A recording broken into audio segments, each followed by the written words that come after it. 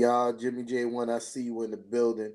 Just give me a second so I could do my shares, you heard. And we going to get right to it. I'm not going to be here for a long time. I'm just here for a good time. But another good win. Another good win. I understand that the Hornets was understaffed, but we did exactly what we were supposed to do. History dictates that we usually don't handle games that we're supposed to win in a convincing manner the way that we should. You know what I mean? So tonight we actually did that, which was dope to see, right? Uh, hold on. Just give me a second. I'm almost done, guys. Almost done. Almost done. I'm almost done. Give me a second. If you want to build a press a like for your boy, you know what I mean? I appreciate y'all. And if you got some time, press the share button. You heard? Sharing is caring. You know what I mean? Yeah. So yeah, shout out again. Shout out to my guy Jimmy J1 in the building. First one in the building. Much appreciated, my guy. But yeah, great win tonight. I mean, we supposed to, obviously. We was playing a heavily understaffed uh, Hornets team. You know, they're missing LaMelo, Dennis Smith Jr., uh, who else? It was somebody. Gordon Haywood. They were missing a lot of people, fam. But we beat them by like 19 points. I think our highest lead was like 26. Yeah, that was the largest lead, 26 points. And we did our damn thing. So let's get into some shit. Now I'm focused. I'm here now. You know what I mean? You know already know I just came up for the Who Run the City podcast. I'm about to, because Knicks fans be killing me about this shirt. I ain't going to hold you. Why you wearing that shirt? I'm like, I got a podcast, Who Run the City. They don't be trying to hear that shit. But nah. So let's talk about it, man. Great game for RJ Barrett. It is a nice shirt, but Knicks fans don't be liking it, son. I ain't gonna hold you. Shout out to Big Fan Breezy, my co-host on Who Run the City. He's on the YouTube check-in. Much appreciated, Brody. But I gotta cover it up so these Knicks fans don't kill me. Great game. RJ Barrett, you know, he's starting to look like he back on track, man. And I love to see it. He was 26 and 7, 4 assists, 9 from 8 from the field. It's a great game for RJ Barrett, man. Efficiency is what we want to see. We know he could put up numbers, but we want to see him be efficient. I don't want to see no more games where RJ Barrett is 18 points, 6 for 20 shooting. I don't want to see those games. Don't want to see those games. These are the games I want to see more on a consistent basis from RJ Barrett. 9 for 18 shooting, 50% from the field. I need that attacking the basket efficiently, not going at double teams on a consistent basis. Cutting off the ball. I seen him cut off the ball tonight and caught a mean dunk. He posterized somebody else tonight too, but that cut that he that cut into the basket and that pass that Jalen Brunson gave him with that dunk. That's the RJ Barrett we need to see more often, moving without the ball. He's not the most athletic guy in the world, but in situations like that, Kev is in the building. You already know my co-host is in the building. But you know, cutting off the ball, that is something that he could do on a consistent basis, and we know he can, right? Let me pour up some vino. You know what I mean? I'm on my vino tip tonight. So yeah, that's something that we know he can do on a consistent basis. I love his game tonight. Again, is against an understaffed Hornets team, but love to see it. These are the games that we normally lose. And if you're a Knicks fan for real, you know that we lose these type of games playing against teams understaffed, undermanned, and Joe Schmo come off the bench and light us up. That didn't happen tonight. Julius Randle is definitely looking like his MIP form. But what I will say, Julius Randle should never be taking fucking 10 3-pointers in a game. Why is you taking 10 3-pointers in a game, bro? You had 33. You were 9 for 21. Really not good. really not bad. You know what I mean? Now it's kind of bad. 9 for 21 is kind of bad. It's kind of bad shooting night.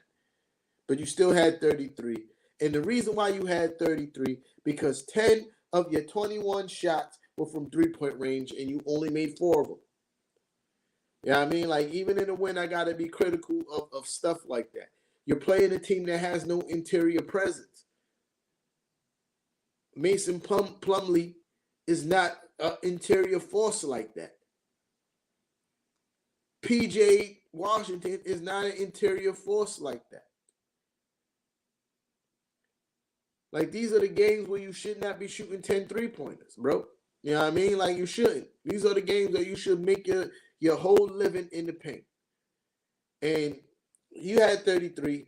I ain't mad at that, but it could have been more efficient. More efficiency is what I need to see from Julius Randle. 33 points is good, but he is looking like his MIP self, man. He is. 33, 7, and 2. I'll take that from Julius Randle. I think he had 1 turnover tonight. I'll take that from Jules. Jalen Brunson didn't really have a great game tonight, but he had a great game, if that makes sense. Jalen Brunson really didn't have a great game, but he had a great game. 11 points, 11 assists. He was 3 for 13 from the field, 1 for 4 from the 3-point line. I don't know what happened. Maybe, I think he's hurt. Honestly, I think Jalen Brunson's hurt, and he's trying to play through it. But it's affecting his offensive game. 3 for 13. It's not good shooting at all. Awful. But he still had a heavy impact on the game with 11 assists. And this is what, if Julius Randle, RJ Barrett can be consistent on score in their scoring abilities and give us efforts like we've seen over the last couple of games, we can rely on Jalen Brunson more to be more of a facilitator than a scorer, because he has the ability to do it. He has the ability to be a facilitator. He 11 assists tonight. But that would dictate that Julius Randle and RJ Barrett are more consistent scorers. They have to be. But yeah, my favorite person let's talk about Mitch. Before we get to my favorite person in the starting 5, let's talk about Mitch. Mitch, 6 points, 13 rebounds. I think he had like 2 blocks or something like that. Mitchell Robinson is showing that he's worth every penny that we paid for him. We didn't pay Mitchell Robinson to score. Paid Mitchell Robinson to rebound and block shots. And not only block shots, but alter people's shots at the rim. And that's what he's doing at a very consistent and high level. His interior defense and being a rim protector have been on full display over these last few games. And he's showing that he's worth every penny, man. 13 rebounds. He had a 20-point rebound game not too long ago. A 20-point rebound. 20 rebound game not too long ago. Mitch is earning his paycheck on a nightly basis. The defense is proving it. And speaking of defense, that segues into my next guy. My guy, Quentin Grimes.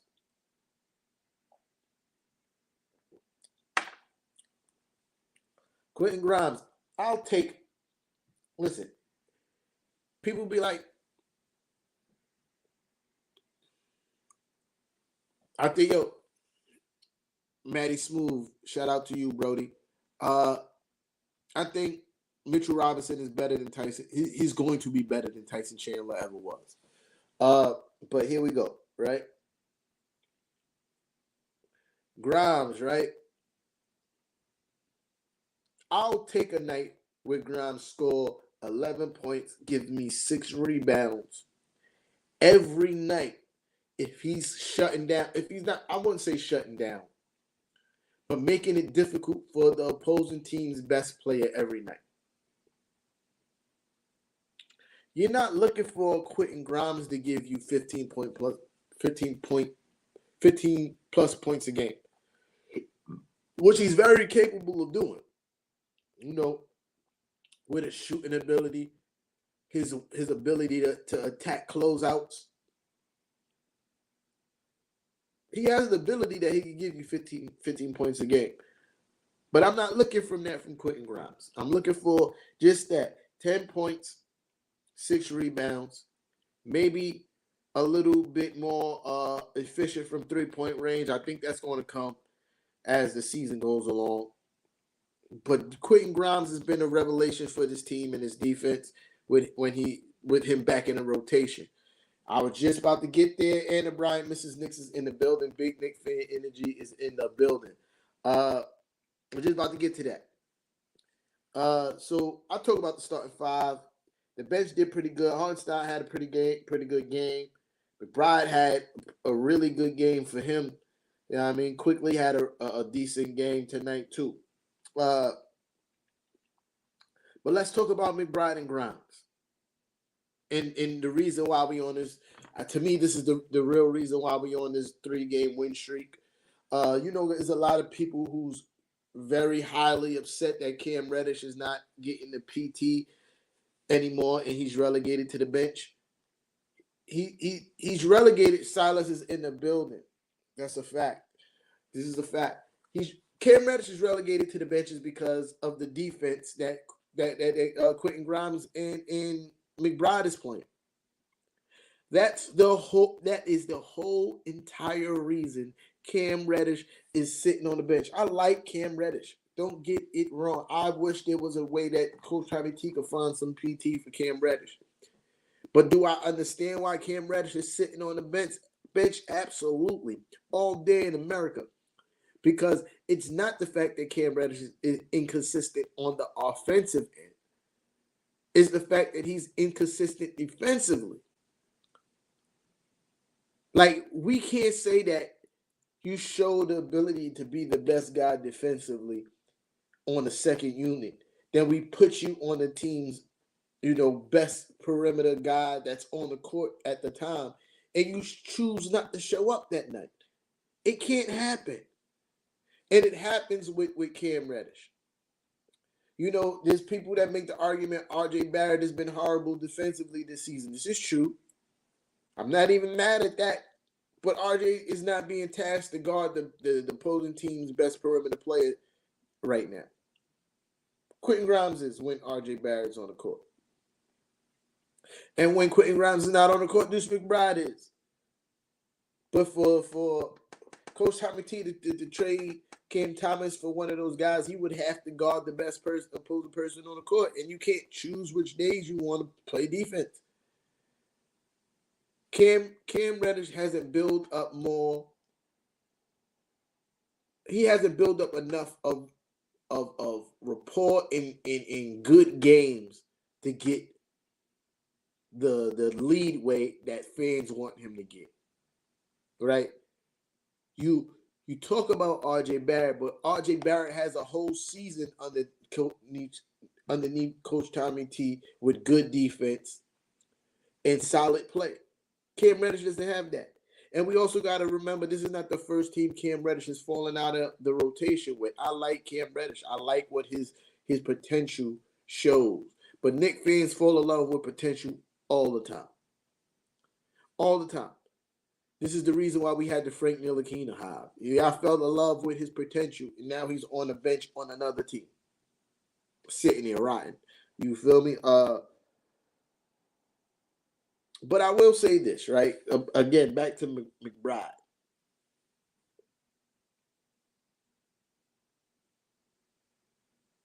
We're going to get there, Anna. We definitely going to get there. Stick around, sis. We're going to get there. We're going to get there. But I just want to talk about McBride a little bit more. And then we're going to get there. I'm going to leave the comment up so I don't forget. But you gotta talk. You got to talk about the point differential since McBride been introduced into the rotation. You have to. It's glaring at this point, right? Well, I wouldn't say glaring is a little bit of a stretch, but it's a difference. It is a difference. So, how far do you want to go back, right?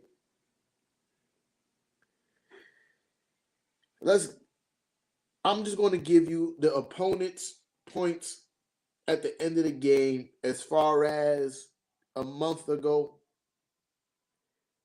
a little less than a month ago, when we played the Warriors. Warriors, 111 points.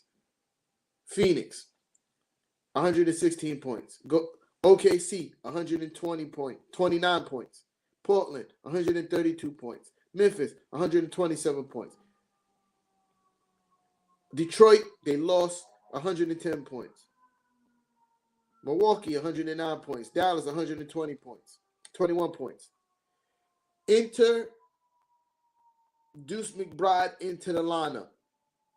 Cleveland, 81 points. Atlanta, 89 points. Charlotte, 102 points. Big difference. Big difference. Big difference. We're talking about on a nightly basis, we're giving up 110 points to giving up under 100 to barely over 100. 102 points. And the only reason why Charlotte got 102 points because all the subs were in. It was garbage time.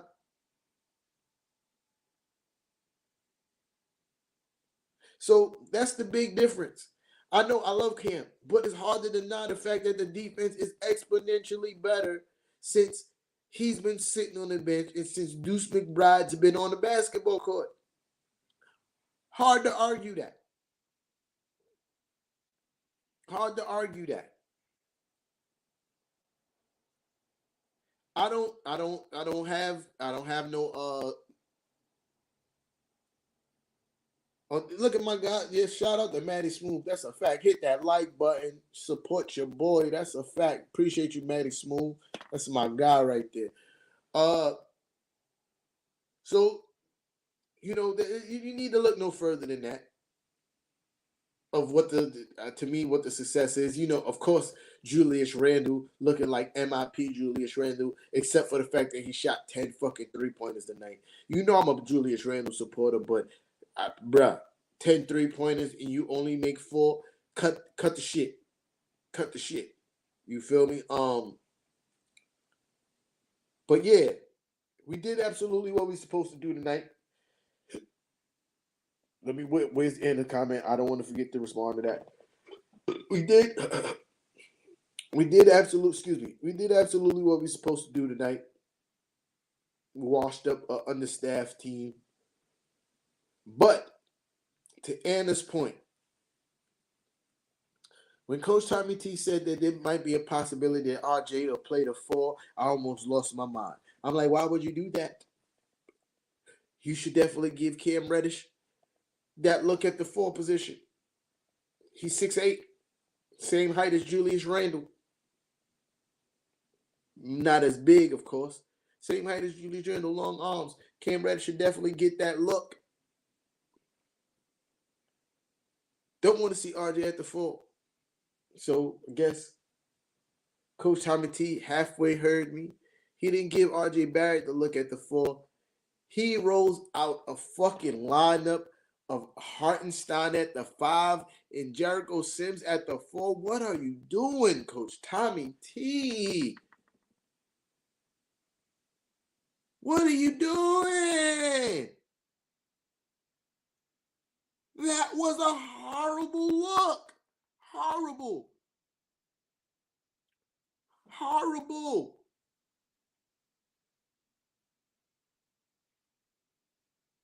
Horrible. And it's super disrespectful to the veterans you have on your bench. Because even as much as I didn't want to see RJ at the 4, I would have took RJ at the 4 so you can move whoever that was going to play the 2 to the 3 and give Derrick Rose a look.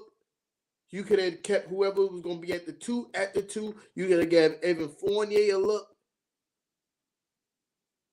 Like, so you just not going to what? You going to put Jericho Sims at the 4? I like Jericho Sims. Jericho Sims is an amazing young 5. He's a 5. His skill set is 5.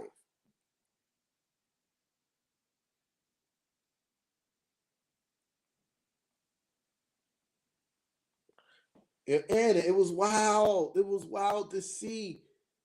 It was wild to see Jericho Sims is not a 4 by any stretch of the imagination.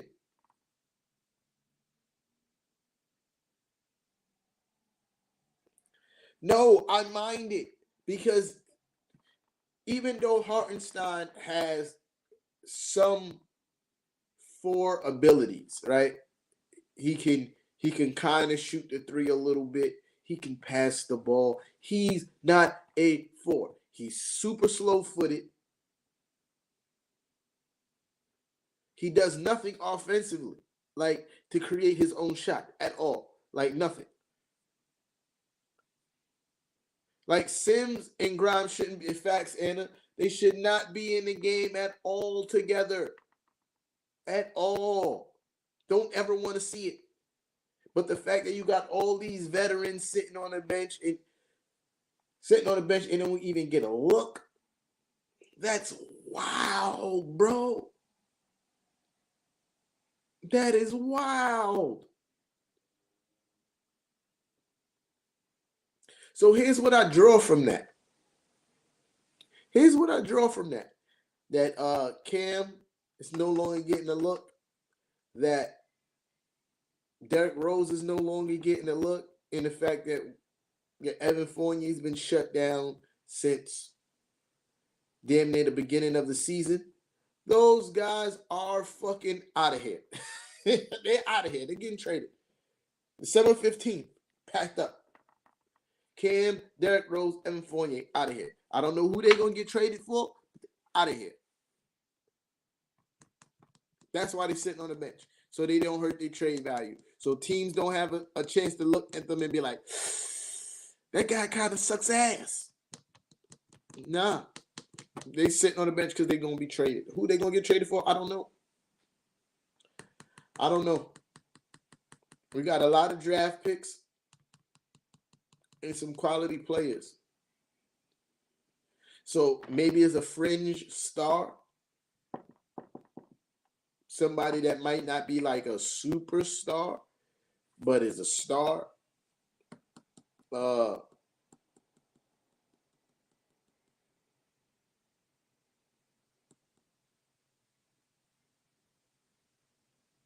This is true. I agree, Anna. I didn't mean Derrick Rose sucked, but they don't want to hurt his trade value because he doesn't fit the team anymore. You know what I mean? He doesn't suck, but it's still a high possibility that he can hurt his trade value because he's not understanding what his role is on the team anymore. So, yeah, he's out of here probably. Who they gonna get? I don't know.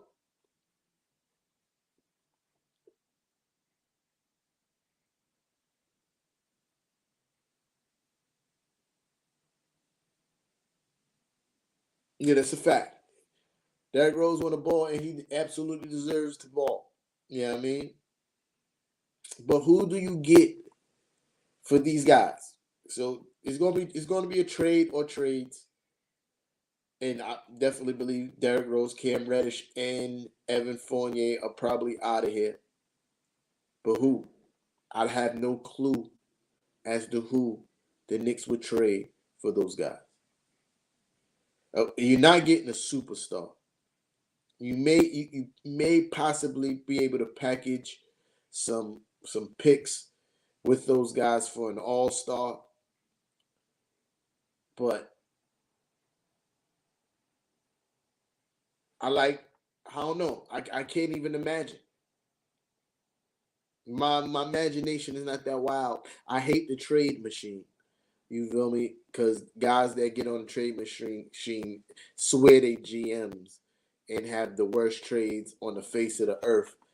I don't believe none of the trade rumors because they're from non-credible sources. And I'm a big fan of credible sources, man.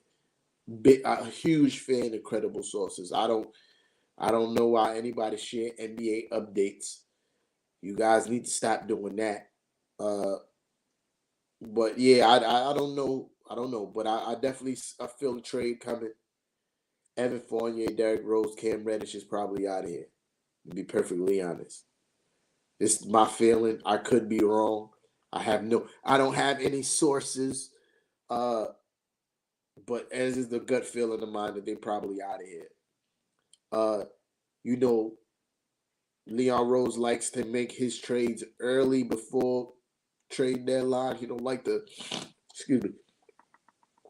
Leon Rose doesn't really like to push against the clock when it comes to trade deadline. He likes to get his trades out early. So I definitely think, you know, a few days after if not the day of, a few days after December 15th, we're gonna see a trade. Because there's no other reason that you can validate Cam Reddish, Derrick Rose, nor Evan Fournier getting PT tonight when what you call it, Obi is injured. There's no way you could justify that. There's no way you could justify that aside for the fact that those guys is probably gonna get traded.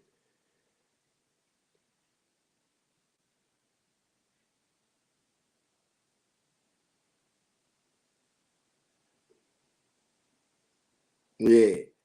But we on a 3-game win streak. Let's not sneeze at that. You feel me? We're 500 again. Let's not sneeze at that because I ain't gonna lie to you. 3 games ago, I was a little bit worried. I was a little bit worried in which direction this season was heading.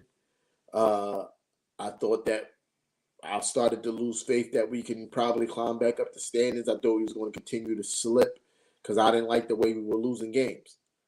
The way that we were losing games was atrocious. It was comparable to how we were losing games last season. Losing big leads. Not showing any fight in the latter stop stages of the game. The third quarter of doom started to rear its ugly head. So it was those things that had me worried as far as to which direction this team was going. Now I tell you this: these 3 games is showing me that this team might be headed in the right direction because now we were the team is playing like the team is formulated to the way Coach Tommy T coached, right? So the rotation is at the very least, right? The rotation is formulated to the way Coach Tommy T coach. If you look at the team, we're going to put defensive players on a. We got starting lineup. We got two really good defensive guys, right? You got one defensive guy in Quentin Grimes that protects the perimeter, and you got another defensive guy that protects the paint. There's been a lot said about Julius Randle's defense, but Julius Randle's not a horrible defender. Does he take plays off? Absolutely. Julius Randle take quite a few defensive plays off, but is he a bad defender? No, not even by any stretch. He's very average. He's an average defender. Julius Randle was good, Marlon. Julius Randle was an average defender, right? So you got your best defender, Quentin Grimes on the perimeter. Uh, then you got Mitchell Robinson, your second. Well, your best defender, Mitchell Robinson, in the paint. Second best, Quentin Grimes on the perimeter. Then you got Julius Randle and R.J. Barrett on the wings. R.J. Barrett, for some strange reason, is finding it hard to stay in front of people. And I blame that on the fact his offensive woes. You feel me? Like the most NBA players, if their offense is not hitting, they're going to suffer defensively. But now that you see that R.J. Barrett is, kind of finding his rhythm offensively, he's getting better on the defensive end. So defensively, this team is pretty solid. But Coach Tommy T has his defensive anchors, Quentin Grimes, Mitchell Robinson. Offensively, he has his people. That's the word I was looking for, Silas. Thank you.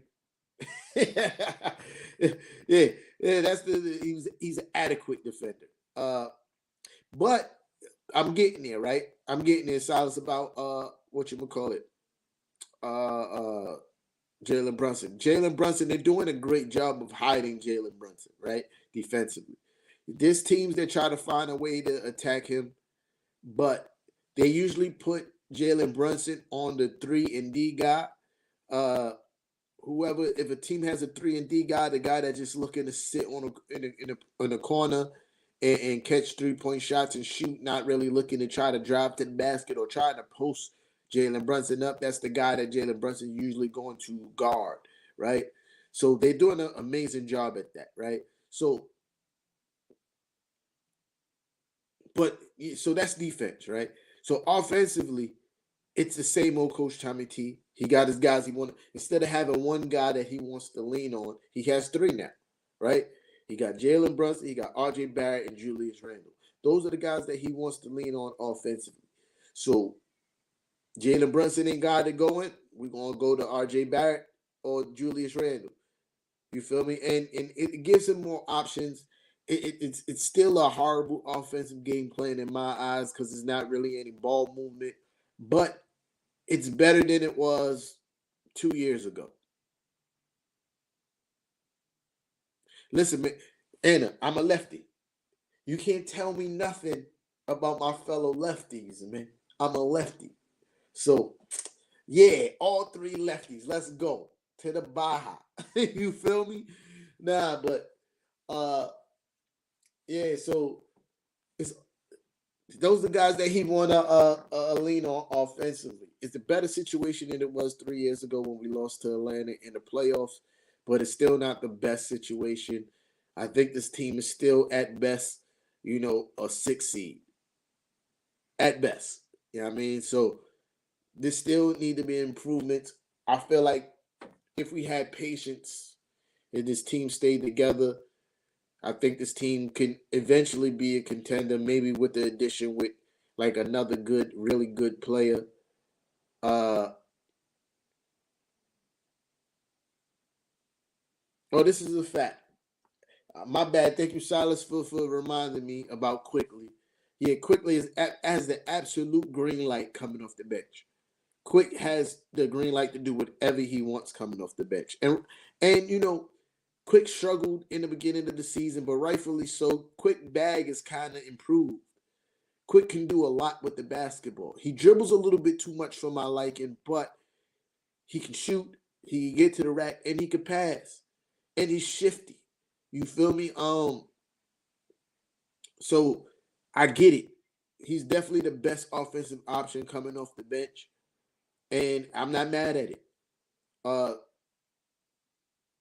and Quick starting to hit his shots now, makes him super more dangerous. I wish Obi was still healthy. I wish Obi was still playing like himself. Uh, but I just think Quick just dribbles a little bit too much, and doesn't leave enough time on the clock for other people to try to manufacture some offense.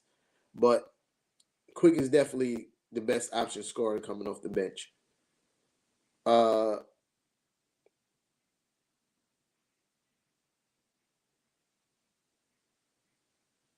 I don't know, Matty Smooth. I can't really say that Quick is better than Tyrese Maxey as of right now. At this exact moment, Tyrese Maxey is better than Emmanuel Quickly. Uh, but I can't say that Quickly won't be better than Tyrese Maxey. I think they both have a similar upside. You feel me? I think Quickly may be a better shooter, but as of right now, Tyrese Maxey is definitely better than Quickly. It's not a lot by a lot though, but he's better.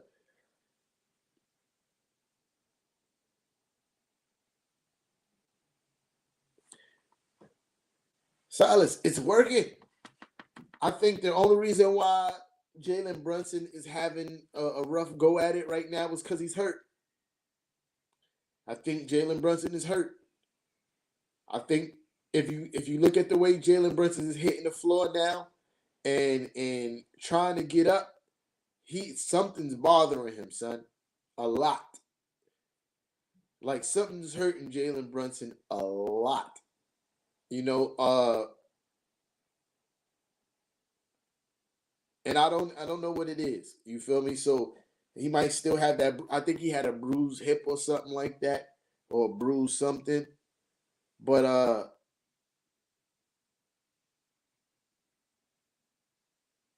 yeah, Brunson is hurt, but I think they work well together.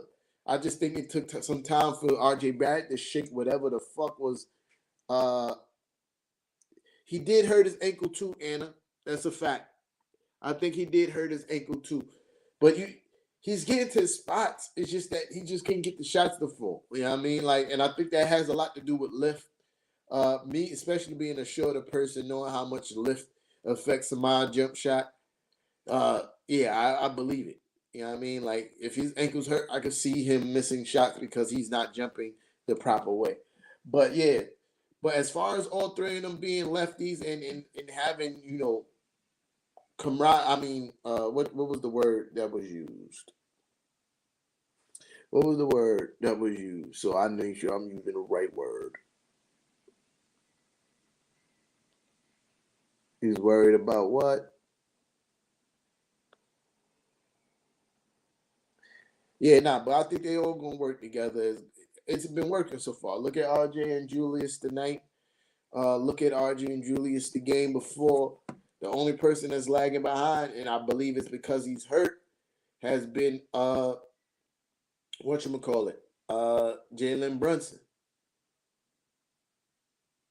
Julius and RJ tonight was what 20 RJ 26, Julius 30 something. And then you got, well, RJ only had 15 last game, but his second half was fire. Julius had 34 last game. RJ had 15. Like, I think they're gonna be fine offensively, even though they all lefties. Yeah, I still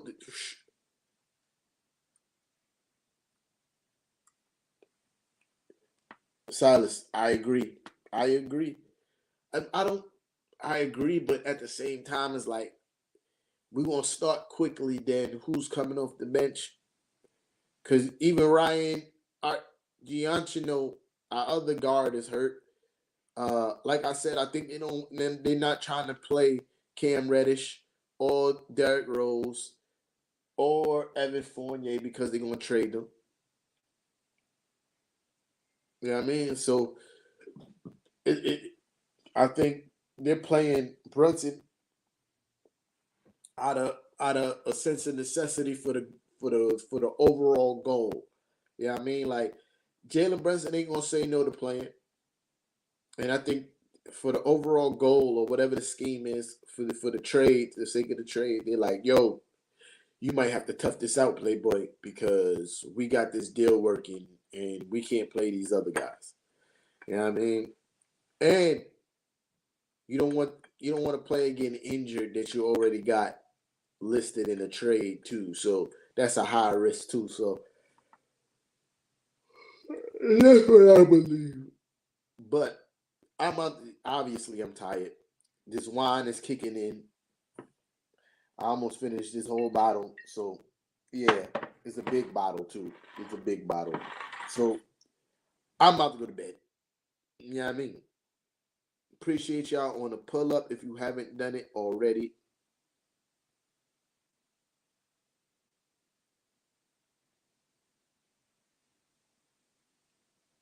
Oh, I know who you talk about, Marlon. I can't pronounce his name neither, Brody. I know. And that boy could shoot. That boy could shoot. But I don't think Coach Tommy T trusts him yet. Yeah, you know what I mean? And you know how Coach Tommy T is with his trust. A lot of guys that's playing this season didn't get trust last season to play. So you know how that go. Yeah, Marlon. I know exactly what you're saying. Son got the beard. You know what I mean? But Coach Tommy T don't trust him yet. That's why he's not getting no PT. But yo, appreciate everybody for pulling up. I'm out of here. I holla. Y'all be cool. How y'all be cool? One.